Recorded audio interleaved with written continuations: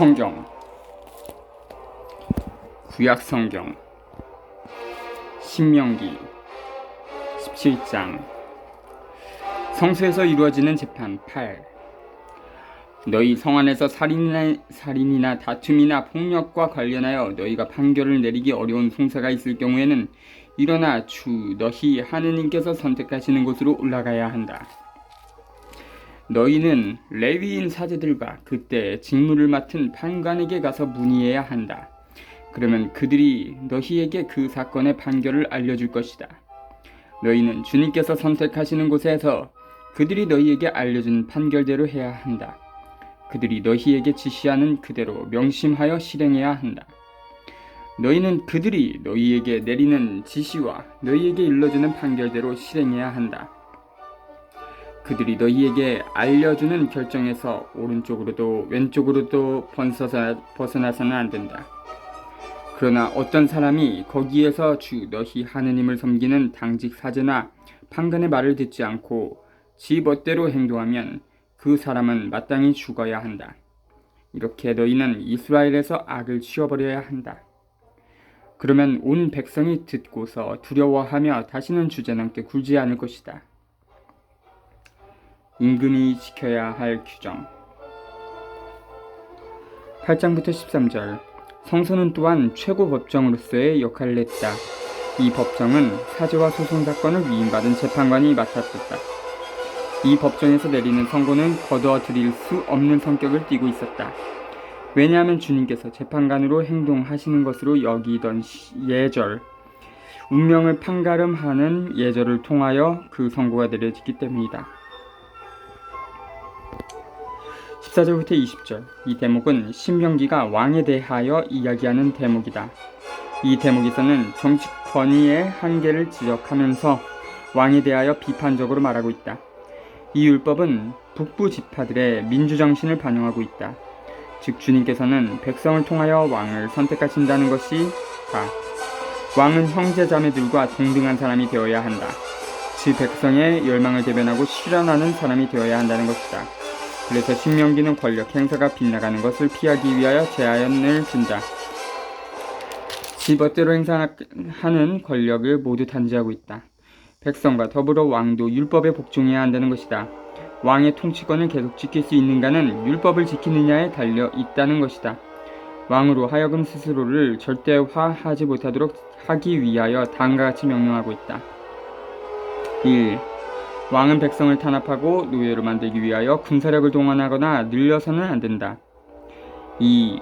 왕은 아내들을 많이 거느려서는 안 된다. 그것은 결혼 그 자체 때문이 아니다. 오히려 그런 결혼이 다른 나라들과 손잡는 것을 뜻하고 그렇게 해서 맺은 합의와 동맹은 백성의 안위를 위태롭게 할 수 있기 때문이다. 3. 왕의 재산을 쌓아두어서는 안 된다. 왕의 기능은 백성을 섬기는 데 있지 백성을 착취하는 데 있지 않기 때문이다. 14. 너희는 주 너희 하느님께서 너희에게 주시는 땅으로 들어가서 그 땅을 차지하고 그곳에 자리 잡은 다음 우리도 우리 주위에 있는 모든 민족들처럼 임금을 세워야지 하는 생각이 들거든. 반드시 주 너희 하느님께서 선택하시는 사람을 임금으로 세워야 한다. 너희는 너희 동족 가운데에서 임금을 세워야 하며 너희 동족이 아닌 외국인을 임금으로 삼아서는 안 된다. 그렇지만 임금은 군마를 늘리거나 그것을 늘리려고 백성을 이집트로 돌려보내서는 안 된다. 주님께서 너희에게 다시는 너희가 이 길로 돌아가서는 안 된다 하고 말씀하셨기 때문이다. 임금은 또 아내를 늘려 마음이 빗나가는 일이 있어서는 안 되고 은이나 금을 너무 많이 늘려서도 안 된다. 임금은 왕위에 오르면 레위인 사제들 앞에서 이 율법의 사본을 책에 기록해야 한다. 그리고 그것을 자기 곁에 두고 평생토록 날마다 읽으면서 주 자기 하느님을 경외하는 법을 배우고 이 율법의 모든 말씀과 이 규정을 명심하여 실천해야 한다. 그렇게 하여 그는 자기 동족을 업신여기지 않고 계명에서 오른쪽으로도 왼쪽으로도 벗어나지 말아야 한다. 그러면 그와 그의 자손들이 이스라엘에서 오랫동안 왕위에 앉을 것이다. 레위인의 권리. 레위인 사제들을 비롯하여 온 레위 지파는 이스라엘과 함께 받을 몫이나 상속 재산이 없다. 그래서 그들은 주님께 바치는 화제물과 사람들이 그분의 상속 재산에서 바치는 예물을 먹고 살아야 한다. 그들에게는 자기 동족 가운데에서 차지할 상속 재산이 없다. 주님께서 그들에게 이르신 대로 주님께서 바로 그들의 상속 재산이시다. 백성에게 곧 손의 양을 제물로 잡아 바치는 사람들에게 사제들이 요구할 수 있는 것은 이러하다. 사제들에게는 그 제물의 어깨와 턱과 위를 주어야 한다. 너희는 너희의 곡식과 포도주와 기름의 만물 그리고 양털의 만물도 그들에게 주어야 한다. 그것은 주 너희 하나님께서 너희의 모든 지파 가운데에서 그들을 선택하셔서 그들과 그 아들들이 언제나 그분 앞에 서서 주님의 이름으로 예식을 거행하게 하시기 때문이다. 레위인이 이스라엘 어디에서든지 너희 성들 가운데 한 곳에서 살다가 자기가 원하여 그것을 떠나 주님께서 선택하시는 곳으로 갈 경우 그는 그곳에서 주님 앞에 서 있는 다른 모든 형제 레위인처럼 주 자기 하느님의 이름으로 예식을 거행할 수 있다. 또한 그는 조상에게서 받은 것을 팔아 얻는 수입과 상관없이 그들과 똑같은 몫을 받아먹을 수 있다.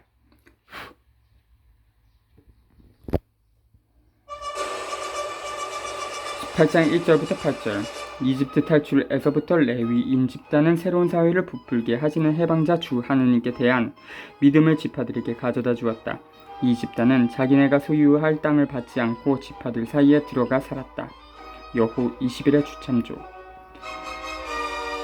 레위인은 두 가지 유형으로 갈라졌다. 한쪽은 성소에서 경신 내에 헌신했고 또 다른 한쪽은 돌아다니면서 십계명을 백성이 살아가고 있는 새로운 상황에 적용하려고 애쓰고 있었다. 돌아다니는 레위인들은 소외된 백성과 합류했고 신명 12장 12, 19, 14장 27, 16, 15 등 참조 신명기의 원천이 된 교리 교육의 주요 책임자들이었다. 문제가 된 이 율법은 성소에 머물러 있던 레위인들과 돌아다니는 레위인들 사이에 갈등이 있었음을 보여주면서 두 집단의 권리가 불평등함을 내다보고 있다.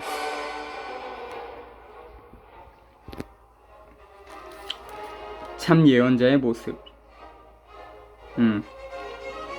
이방 풍습의 금지. 9. 너희는 주 너희 하느님께서 너희에게 주시는 땅에 들어가거든 그 민족들의 역겨운 짓을 배워 그대로 해서는 안 된다. 너희에게는 지 아들이나 딸을 불 가운데로 지나가게 하는 자와 점쟁이와 복술가와 요술사와 주술사 그리고 주문을 외우는 자와 홀령이나 혼백을 불러 물어보는 자와 죽은 자들에게 문의하는 자가 있어서는 안 된다. 그런 짓을 하는 자는 누구나 주님께서 역겨워하신다. 주 너희 하느님께서는 그런 역겨운 짓 때문에 그들을 너희 앞에서 쫓아내신다. 너희는 주 너희 하나님께 흠이 없어야 한다. 너희가 쫓아낼 저 민족들은 복술가들이나 점쟁이들의 말을 듣지만 너희에게는 주 너희 하나님께서 그것을 허락하지 않으셨다. 참 예언자의 모습. 주 너희 하느님께서 너희 동족 가운데에서 나와 같은 예언자를 일으켜 주실 것이니 너희는 그의 말을 들어야 한다. 그것은 너희가 호렙에서 집회의 날에 주 너희 하느님께 정한 것이다. 그때 너희는 이렇게 말하였다. 다시는 저희가 주 저희 하느님의 소리를 듣지 않게 하시고 이 큰 불도 보지 않게 해주십시오. 저희가 죽지 않게 해주십시오. 그러자 주님께서 나에게 말씀하셨다. 그들이 한 말은 옳다. 그런데 나는 그들을 위하여 그들의 동족 가운데에서 너와 같은 예언자 하나를 일으켜 나의 말을 그의 입에 담아 줄 것이다. 그러면 그는 내가 그에게 명령하는 모든 것을 그들에게 일러줄 것이다. 그가 내 이름으로 이르는 말을 듣지 않는 사람은 내가 직접 추궁할 것이다. 또한 내가 말하라고 명령하지도 않은 것을 주제넘게 내 이름으로 말하거나 다른 신들의 이름으로 말하는 예언자가 있으면 그 예언자는 죽어야 한다. 그런데 너희가 마음속으로 주님께서 하지 않으신 말씀을 우리가 어떻게 알아낼 수 있을까 하고 생각할 수도 있을 것이다.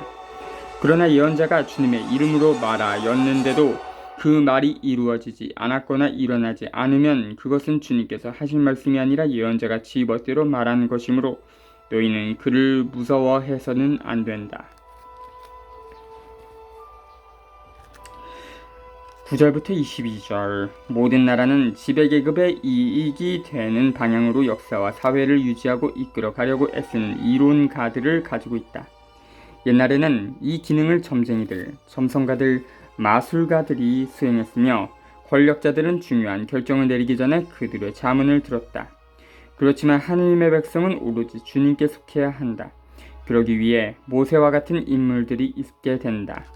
그들은 자기들을 이집트에서 탈출하게 하신 하느님의 계획에 맞는 방향으로 역사와 사회를 이끌며 세우려고 노력할 것이다. 이것이 주님의 계획을 따르는 예언자들과 그 계획을 반대하는 이론가들을 구별하는 기본 기준이다.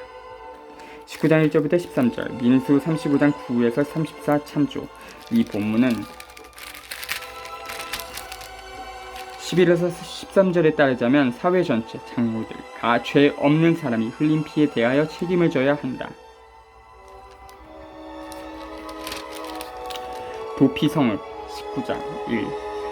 주 너희 하느님께서 너희에게 주시는 땅, 그곳에 사는 민족들을 주 너희 하느님께서 없애버리시고 너희가 그들을 쫓아내어 그 성읍과 집에서 살게 되면 주 너희 하느님께서 너희에게 차지하라고 주시는 땅의 성읍 셋을 따로 떼어 놓아야 한다. 그러고 나서 주 너희 하느님께서 너희에게 상속재산으로 주시는 땅을 세 지역으로 나누고 길을 지정하여 모든 살인자가 그곳으로 피신할 수 있게 하여라.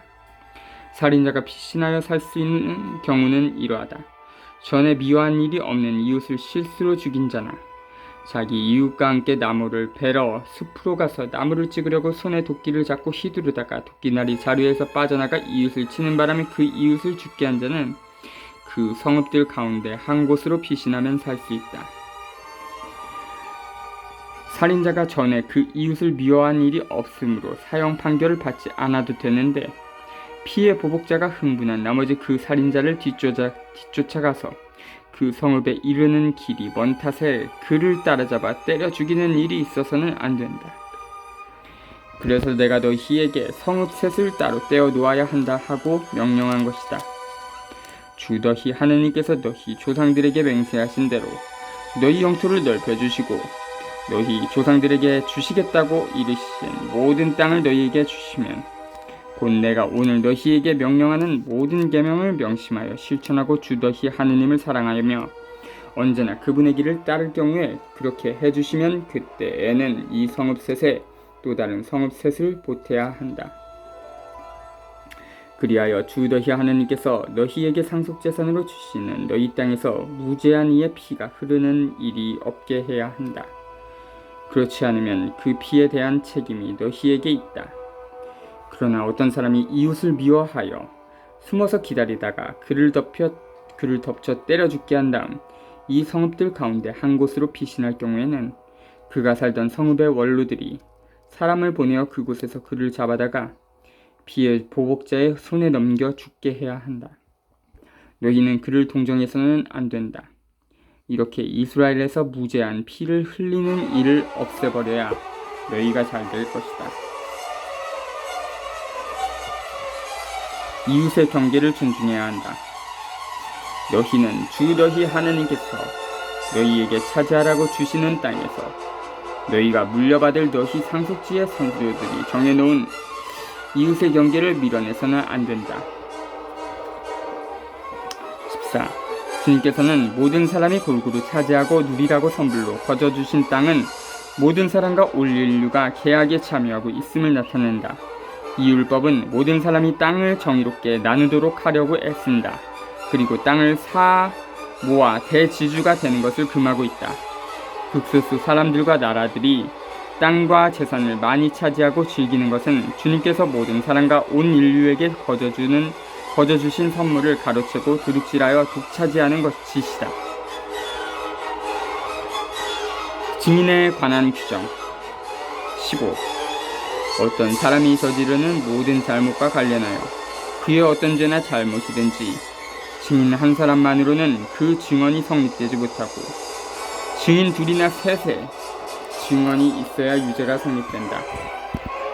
악의가 있는 증인이 나서서 어떤 사람이 잘못하였다고 증언하면 그 사건의 두 당사자는 주님 앞에 사제들과 그때의 직무를 맡은 판관들 앞에 서야 한다. 판관들이 잘 신문한 결과 그 증인이 거짓 증인이고 자기 동족에 대하여 거짓으로 증언한 것이 드러나면 너희는 그가 자기 동족에게 하려고 작정하였던 것과 똑같이 그에게 해야 한다.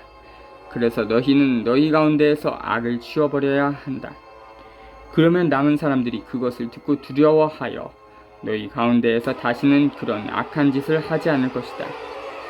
너희는 그를 동정해서는 안 된다. 목숨은 목숨으로, 눈은 눈으로, 이는 이로, 손은 손으로, 발은 발로 갚아야 한다. 15절부터 21절. 모든 사람은 인간 전원성과 떳떳한 긍지를 지킬 권리를 가지고 있다.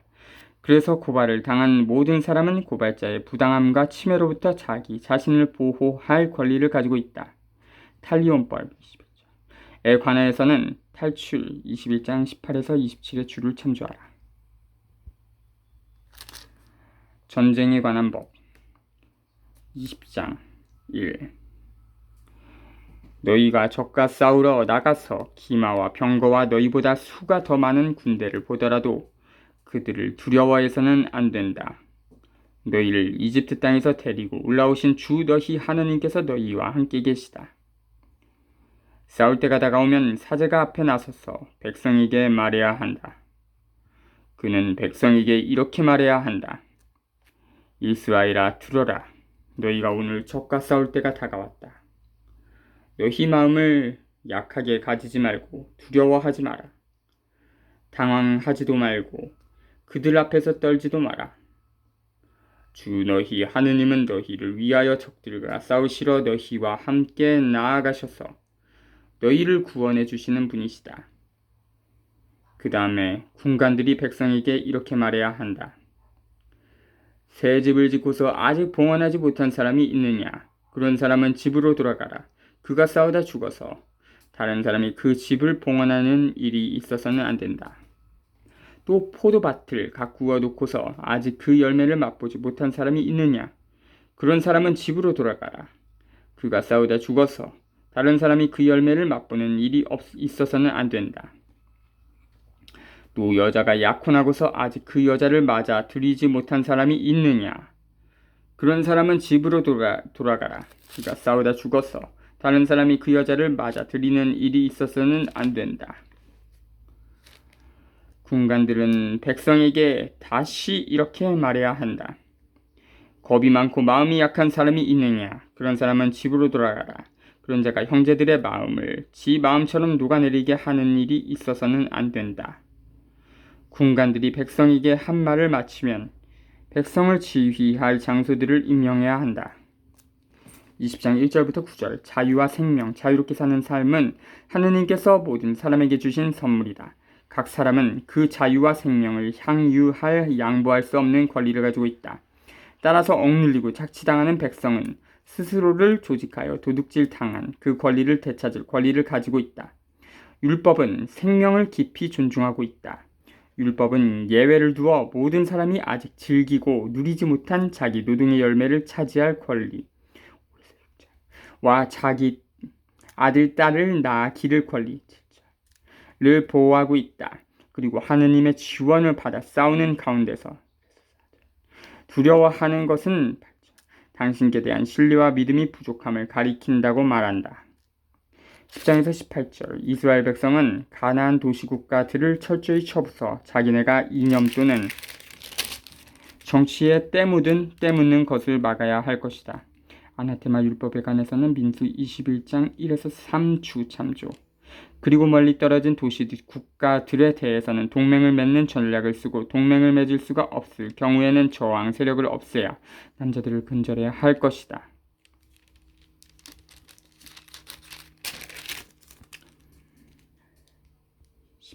너희가 어떤 성읍을 치려고 그곳에 다가가면 먼저 그 성읍의 화친을 제안해야 한다. 그 성읍이 너희의 화친을 받아들여서 문을 열면 그곳에 있는 백성은 모두 너희의 노역자가 되어 너희를 섬기게 해야 한다.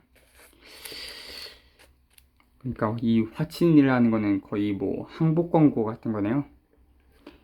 그러니까 옛날에 그 임진왜란 때 그 히데요시가 조선에다가 길을 열어달라, 뭐 길을 빌려달라, 뭐 그런 식으로 그 권고를 했었죠. 12. 그러나 그 성읍이 너희와 화친하지 않고 싸우려 하면 그 성읍을 포위하여라. 그러면 주 너희 하나님께서 그 성읍을 너희 손에 넘겨주실 것이니 너희는 그곳의 남자를 모두 칼로 쳐 죽여야 한다. 그렇지만 여자들과 아이들과 가축과 성읍 안에 있는 모든 것, 곧 모든 노획물은 전리품으로 삼아도 된다. 너희는 주 너희 하나님께서 너희에게 주시는 적의 노획물을 먹고 쓸 수 있다. 저기에 있는 민족들의 성읍이 아니라 너희에게서 아주 멀리 떨어져 있는 모든 성읍에 그렇게 해야 한다. 그러나 주 너희 하나님께서 너희에게 상속재산으로 주시는 저 민족들의 성읍에서는 숨쉬는 것은 하나도 살려두어서는 안 된다. 너희는 주 너희 하나님께서 너희에게 명령하신 대로 히타이트족, 아모리족, 가나안족, 프리즈족, 히위족, 여부스족을 모조리 전멸시켜야 한다. 그래야 그들이 자기 신들에게 하는 온갖 역겨운 짓을 너희도 하라고 가르쳐서 너희가 주 너희 하나님께 죄를 짓게 되는 일이 없을 것이다. 너희가 어떤 성읍을 점령하려고 싸움을 벌여 오랫동안 포위하고 있을 때 그 성읍의 나무에 도끼를 휘둘러 나무를 쓰러뜨려서는 안 된다. 너희는 그 나무에서 열매를 따먹을 수는 있지만 그것을 베어서는 안 된다. 두레나무는 너희가 포위해야 할 사람이 아니지 않느냐.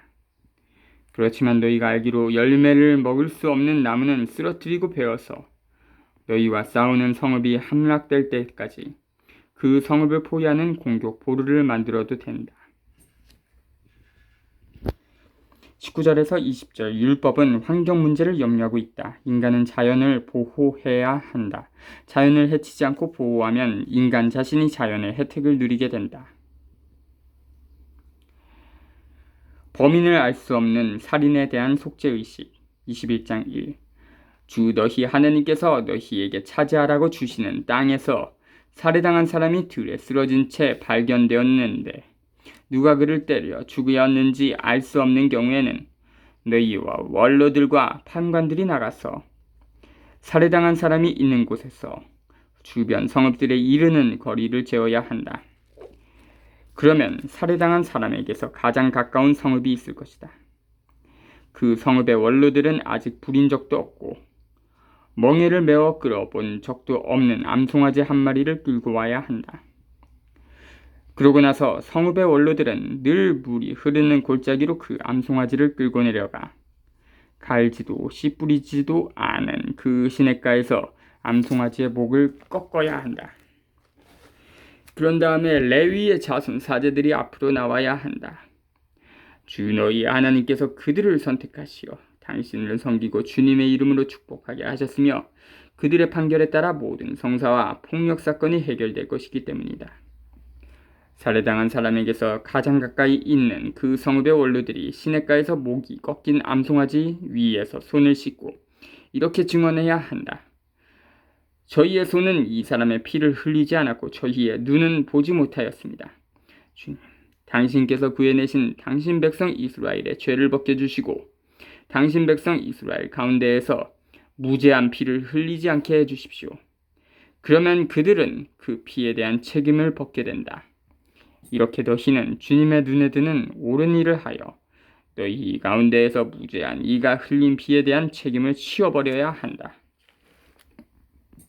21장 1절부터 9절 생명은 하나님께서 주신 가장 큰 선물이다. 사회는 모든 사람과 각 사람의 생명에 대한 책임을 가지고 있다.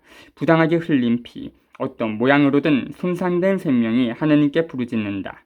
그 피와 생명을 보상해주지 않으면 그 죄벌이 사회 및 그 구성원 전체 위에 떨어질 것이다. 각가지 형태로 죽임을 당하는 모든 생명, 하느님께서 모든 사람에게 선물로 주신 재화를 극소수 사람들과 나라들이 거의 독차지하고 소비하고 있기 때문에 인류 가운데 하루에도 10만 명씩 굶어 죽고 병들어 죽어가는 사람들의 생명, 영양실조와 질병으로 시들어가는 수억에 달하는 사람들의 생명이 인류 사회와 세계 전체를 고발하고 있다. 여자 포로를 아내로 받는 규정. 너희가 적과 싸우러 나갔을 때 주 너희 하느님께서 그들을 너희 손에 넘겨주시어 너희가 포로들을 사로잡았는데 그들 가운데에서 예쁘게 생긴 여자를 보고 마음에 들어 아내로 삼게 될 경우 너희는 그 여자를 집으로 데리고 들어가서 그 여자가 머리를 자르고 손톱 발톱을 손질한 다음 포로 때에 입었던 옷을 벗게 해야 한다. 그 여자는 너희 집에 살면서 한 달 동안 자기 아버지와 어머니를 위하여 곡을 해야 한다. 그런 다음에 그 여자와 동침하여 남편이 되는 그 여자는 아내가 된다. 그러나 그 여자가 너희 마음에 들지 않으면 마음대로 가게 하되 돈을 받고 팔 수는 없다. 너희가 그 여자를 욕되게 하였으므로 함부로 다루어서는 안 된다. 10절에서 14절. 여자는 남자와 모든 면에서 정확히 동등하게 존중받아야 할 인간 존재다. 여자도 남자와 똑같은 인간 존엄성을 가지고 있다. 남자는 자기 이익을 위하여 변덕스럽게 여자를 물건처럼 단순한 대상으로 삼을 아무런 권리도 가지고 있지 않다. 맏아들의 권리.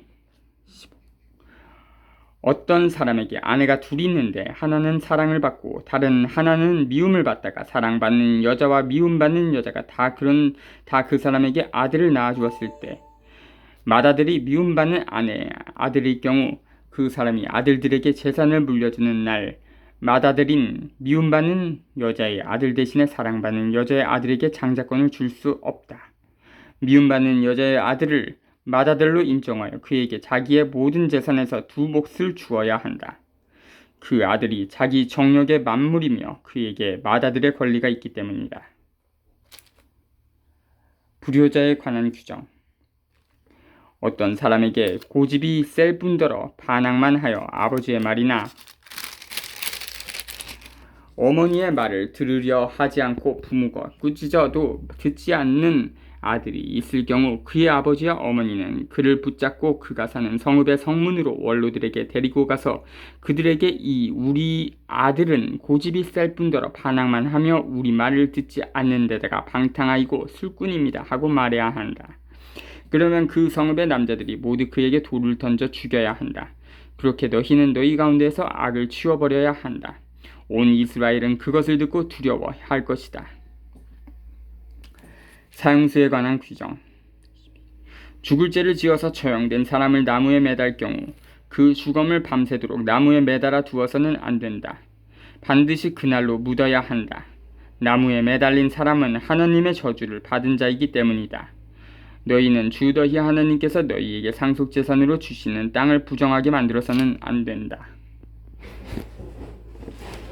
15절부터 17절. 가정에서 부모는 자녀와 부당하고 불의한 관계를 맺어서는 안 된다. 18절에서 21절. 이 율법은 부모를 공경하여라. 신명 5장 16절는 계명에 대한 일종의 해설로서 가정교육의 중요성을 강조한다. 가정이 사회의 기초가 되어 있는 사회에서 부모의 올바른 가르침을 받아들이지 않는 자녀는 사회를 위협한다. 부모의 올바른 말을 도무지 듣지 않는 아들을 쳐 죽이는 율법은 이론적인 율법일 뿐 한 번도 적용된 적이 없다. 22절에서 23절. 사형을 시켜 죽음을 나무에 매다는 것은 본때를 보여줄 목적을 가지고 있었다. 신명기는 그런 시체를 드러내 놓을 시간을 정해두고 있다. 왜냐하면 시체가 생명의 땅인 약속된 땅을 더럽힌다고 보았기 때문이다. 바울은 이 본문을 십자가에 못 박혀 돌아가신 예수 그리스도께 적용하고 있다. 참조 갈라 3장 6절에서 14절. 이웃의 재산에 관한 규정. 1. 너희는 동족의 소나 양이 헤매고 있는 것을 보거든 그것들을 모르는 채 하지 말고 반드시 너희 동족에게 데려다 주어야 한다. 너희 동족이 가까이 살지 않거나 너희가 그를 알지 못하거든 그 짐승을 너희 집으로 끌고 가서 너희 동족이 그것을 찾으러 올 때까지 데리고 있다가 그에게 돌려주어야 한다. 너희 동족의 나귀도 그렇게 하고 그의 겉옷도 그렇게 해야 한다. 너희 동족이 잃은 것은 무엇이든지 너희가 발견하면 그렇게 하고 그것들을 모르는 채 해서는 안 된다. 너희는 너희 동족의 낙이나 소가 길에 넘어져 있는 것을 보거든 그것들을 모르는 채 하지 말고 반드시 너희 동족을 거들어 일으켜 주어야 한다. 22장 1절에서 4절 정말 형제 애가 넘치는 사회 속에서는 모든 사람이 형제 자매인 타인의 것을 자기 것처럼 소중히 여긴다. 4절은 동물의 생명을 존중하는 마음을 암시하는 것으로 보인다. 그 밖의 규정 여자가 남자 복장을 해서도 안 되고 남자가 여자 옷을 입어서도 안 된다. 그런 짓을 하는 자는 누구든지 주 너희 하느님께서 역겨워하신다. 너희가 길을 가다가 나무에서건 땅에서건 어린 새나 알이 있는 둥지를 보았을 때 어미새가 어린 새나 알을 품고 있거든 새끼들과 함께 어미새까지 잡아서는 안 된다. 새끼들을 잡아도 되지만 어미새는 반드시 날려보내야 한다. 그러면 너희가 잘되고 오래 살 것이다. 너희는 새집을 지을 경우 옥상에 난간을 만들어야 한다. 그래야 누가 옥상에서 떨어지더라도 너희 집에는 그 피에 대한 책임이 없을 것이다. 너희는 포도밭에 다른 종류의 씨를 뿌려서는 안 된다. 그렇게 하면 너희가 씨 뿌린 곡물과 포도밭의 소출이 모두 손댈 수 없는 것이 된다.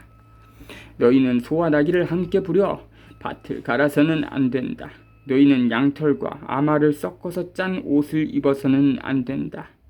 너희는 몸에 두를 겉옷 자락 내 귀퉁이에 술을 만들어 달아야 한다. 5. 이 율법은 자연 질서를 어지럽히는 짓을 금하고 있는 것 같다. 그리고 또한 신성하다는 선교를 행하던 가나안 예절을 암시하는 것 같다. 6에서 7. 모성에 대한 존중은 인간 세계에 한정되지 않는다. 동물의 보성도 존중해야 한다. 8. 개인의 이익이 모든 사람의 선익, 즉 공동선을 해쳐서는 안 된다. 이 율법은 집, 노동, 교통, 여가선용 등에서 지켜야 할 안전수칙을 생각나게 한다. 9에서 12. 이스라엘 사람들의 생각에 따르자면 하느님께서 존재들 사이를 구별짓고 구분지어 창조하셨다. 창세 1. 서로 다른 것들을 뒤섞는 것은 그것들을 하느님의 영역 안으로 들여보내 봉헌물로 만드는 셈이 될 것이다. 12절은 아마 이스라엘 사람의 전형적인 의복, 그의 국적을 나타내는 표시 가운데 하나를 암시할 것이다.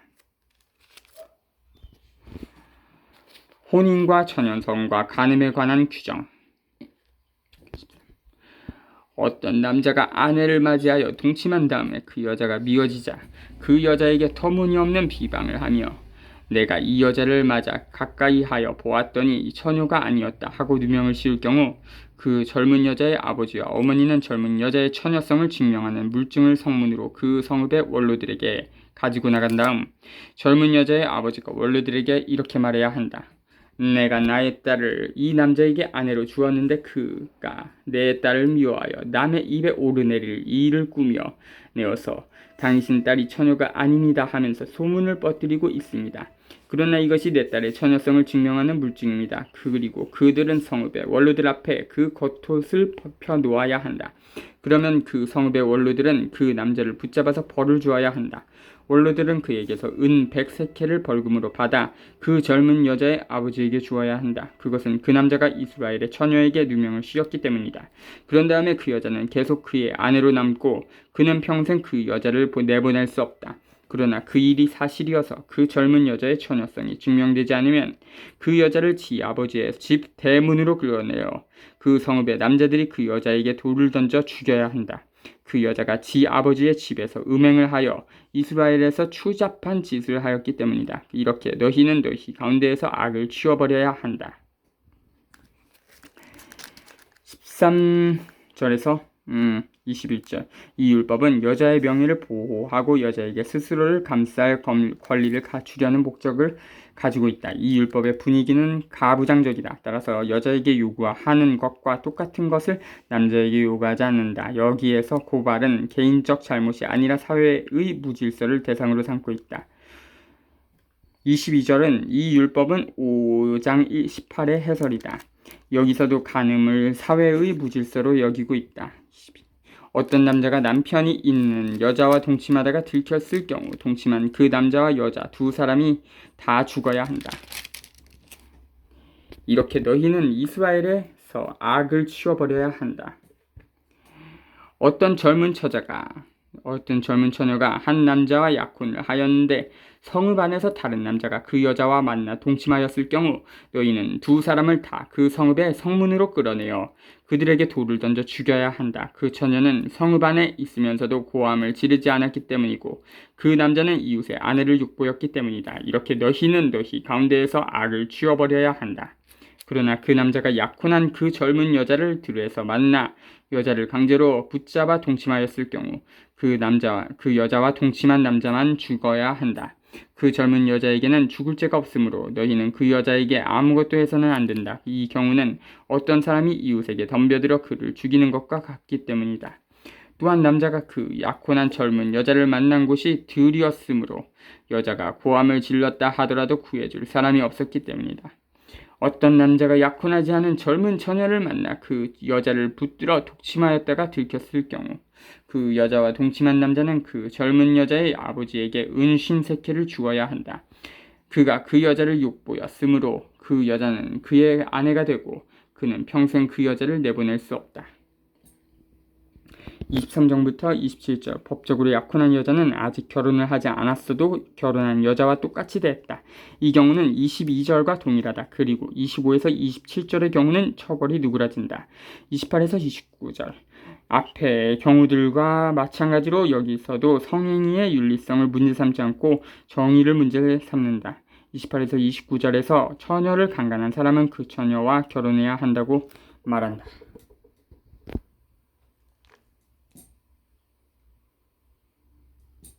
자주